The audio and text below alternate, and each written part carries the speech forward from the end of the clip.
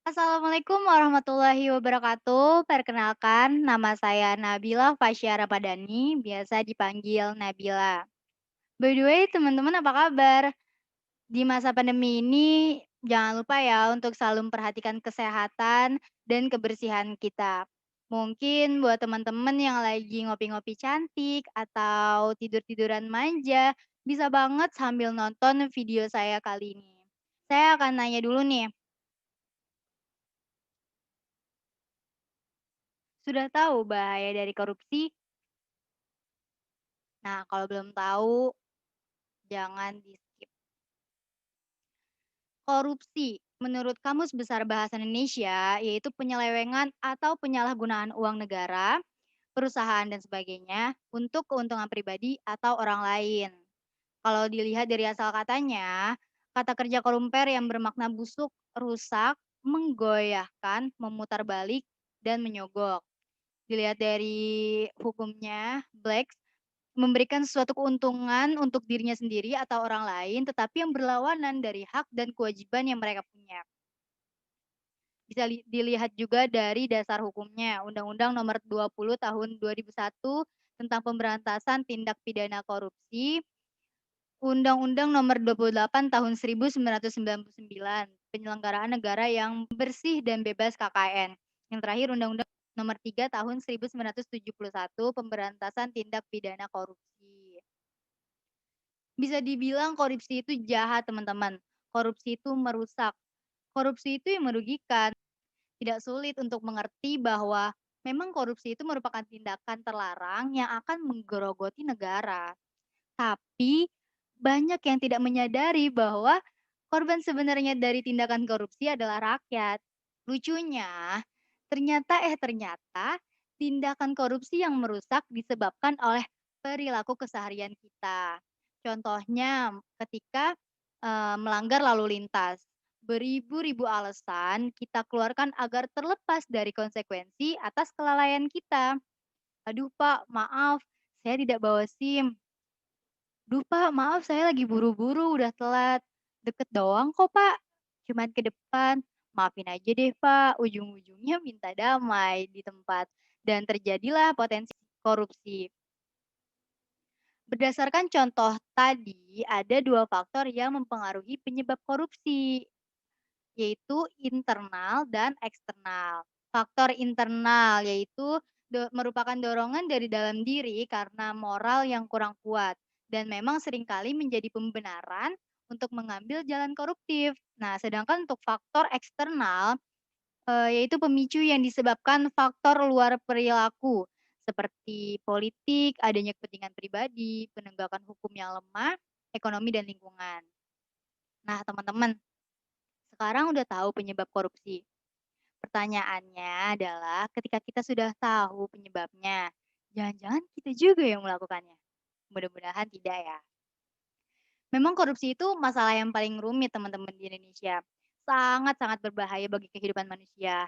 Karena, korupsi itu berdampak, di berbagai sektor. Sektor apa saja? Dampak korupsi di kerugian negara. Ekonomi dunia yang mengalami resesi dan hampir melanda semua negara termasuk Amerika Serikat dan negara-negara Eropa, memaksa negara-negara tersebut untuk melakukan hutang. Kenapa? Ya karena untuk mendorong perekonomian yang sedang melambat, karena resesi dan menutup biaya anggaran yang defisit atau untuk membangun infrastruktur penting. Bagaimana dengan hutang Indonesia? Di sini juga ada pelayanan publik terganggu. Ya praktek korupsi yang terjadi memang menciptakan ekonomi biaya yang tinggi. Nah, kondisi ekonomi biaya tinggi ini berimbas pada mahalnya harga jasa dan pelayanan publik.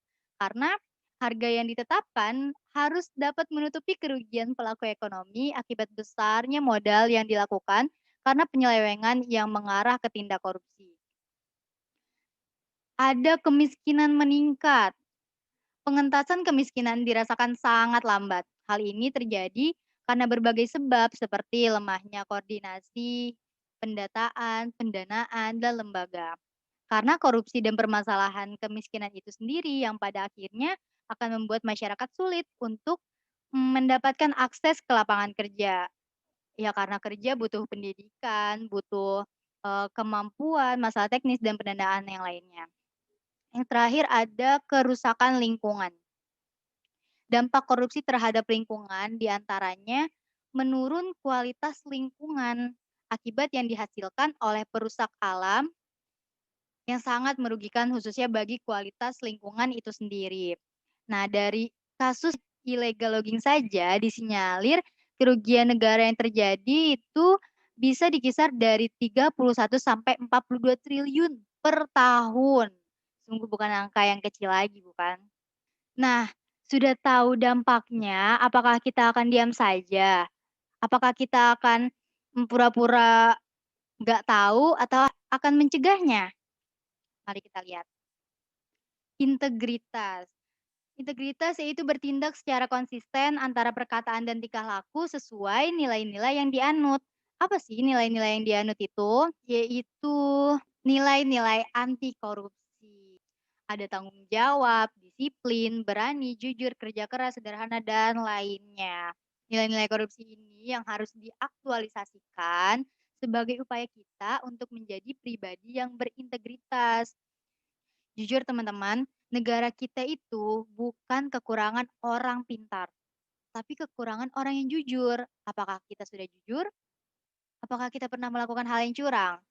Nah, seseorang yang jujur itu akan konsisten antara perkataan dan perilaku, yang mempertanggungjawabkan semua perilakunya sesuai amanah yang diberikan dengan baik. Nah, memberantas korupsi, teman-teman harus mempunyai sikap mental untuk melakukan hal-hal yang seharusnya pada saat yang tepat. Menghargai waktu misalnya, karena inilah yang dinamakan disiplin. Apa teman-teman termasuk orang yang berani memberantas korupsi? Berani berarti mempunyai hati yang mantap dan rasa percaya diri yang besar. Jadilah pribadi yang berani teman-teman. Berani menunjukkan kebenaran, berani menunjukkan keadilan, dan hal ini akan mencegah korupsi dari negeri ini yang sudah merajalela. Apa teman-teman siap? Dari itu saja kita bisa lihat bagaimana jika semua nilai-nilai anti korupsi itu kita aktualisasikan teman-teman. Dengan menumbuhkan nilai-nilai anti korupsi, maka korupsi dapat dihapuskan. Ayo teman-teman kita tumbuhkan nilai integritas kita sejak dini agar yang kita mau bahwa Indonesia itu bebas korupsi. Mungkin hanya ini saja yang bisa dapat saya sampaikan. Pasti di lain waktu saya akan memberikan informasi lebih banyak lagi tentang korupsi. Nah, teman-teman, di akhir video ini yang saya harapkan adalah bahwa teman-teman dapat memahami apa yang saya sampaikan. Mungkin kurang jelasnya, kurang jelasnya penataan kata, kurang jelasnya kualitas video, atau bahkan berbagai saran dan kritik saya terima di kolom deskripsi ini. Nanti bakalan saya taruh. Jangan lupa diisi, like, subscribe, and comment. Thank you.